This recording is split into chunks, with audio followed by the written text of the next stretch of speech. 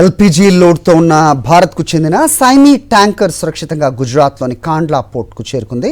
Martial islands జెండాతో ఉన్న ఈ నౌక దాదాపు 20,000 టన్నుల ఇంధనాన్ని తీసుకొచ్చింది. వెస్టర్న్ ఏషియా సంక్షోభం మధ్య మే 13వ తేదీన ఈ నౌక హర్మూజ్ జలసంధిని దాటింది. దీంట్లో మొత్తం 21 మంది సిబ్బంది ప్రయాణిస్తున్నారు. వారిలో 8 మంది ఉక్రెయినియన్లు, 13 మంది ఫిలిప్పైన్స్ పౌరులు. ఉద్రిక్త పరిస్థితులు కొనసాగుతున్న తరుణంలో హర్మూజ్ను విజయవంతంగా ఈ నౌక దాటింది.